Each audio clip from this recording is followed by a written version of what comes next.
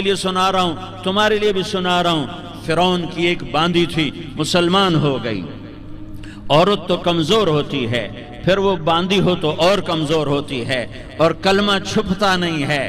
اس کا ایمان اس کے دل میں تھا، پر وہ نکل ہی پڑا۔ خوشبو کون چھپا سکے؟ خوشبو کیسے چھپ سکتی ہے؟ اس کے ایمان کا پتہ چل گیا۔ فرعون نے اسے پکڑوایا۔ اس کی 2 بیٹیاں تھیں، ایک دودھ پیتی تھی، ایک انگلی پکڑ کے چلتی تھی۔ اس نے بڑے کڑا میں تیل ڈالا، اس کے نیچے آگ جلائی، تیل کھولنے لگا۔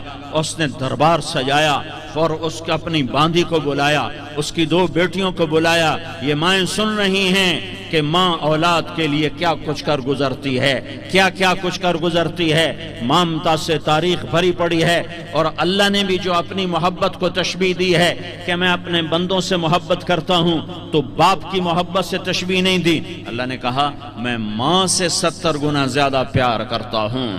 اس نے کہا فرعون نے کہا اگر تو موسیٰ کے رب پہ ایمان لائی تو تیری دونوں بیٹیوں کو جلا دوں گا اس تیل کے اندر، اور تجھے بھی جلا دوں گا اس تیل کے اندر۔ ہاں لوگ سمجھتے ہیں موت بہت بڑی سزا ہے۔ ارے جس نے اللہ کو پا لیا اس کے لیے موت تحفہ ہے۔ وہ دنیا کے دکھوں سے نجات پا گیا اور آخرت کی نعمتوں کا حقدار بن گیا۔ تو فرعون کی باندی نے کہا فرعون یہ تو میری 2 ہیں، اگر میرے پاس اور ہوتی، میرے پاس 100 ہوتی تو میں 100 بھی اللہ کے نام پہ قربان کر دیتی۔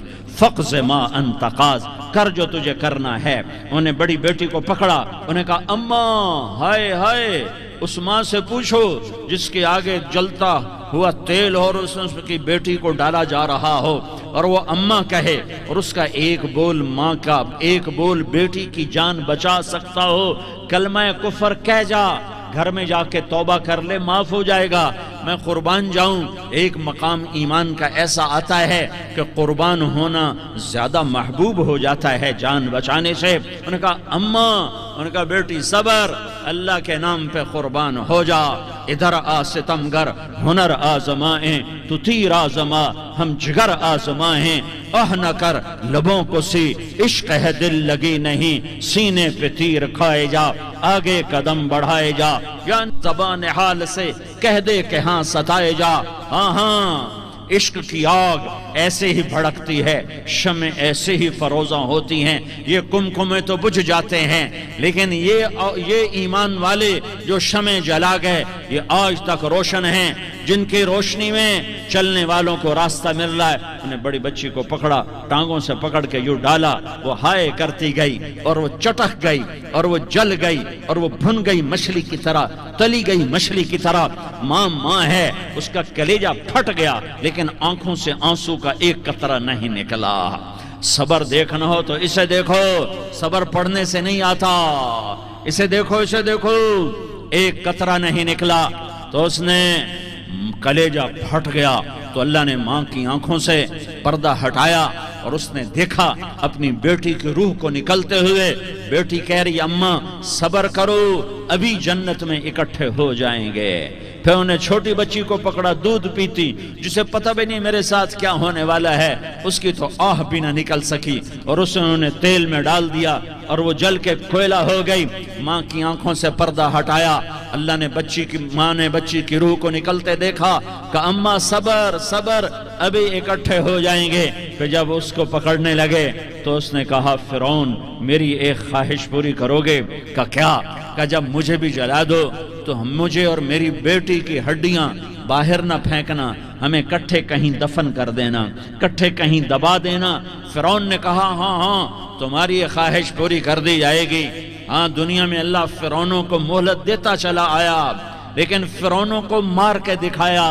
نمرودوں کو مہلت دیتا چلا آیا، پھر نمرودوں کو مار کے دکھایا۔ قارونوں کو مہلت دی، پھر قارونوں کو مار کے دکھایا۔ پھر جنت اور جہنم کا نظام بنایا۔ پھر ایک دن مجھے بھی کھڑا کرے گا اور تمہیں بھی کھڑا کرے گا۔ پھر ایک طبقہ جنت کا حقدار بنے گا، ایک طبقہ آگ کا حقدار بنے گا۔ پھینک دیا، جل گئی، ہڈیاں نکل آئیں۔ انہیں ہڈیوں کو اٹھا کر زمین میں دبا دیا۔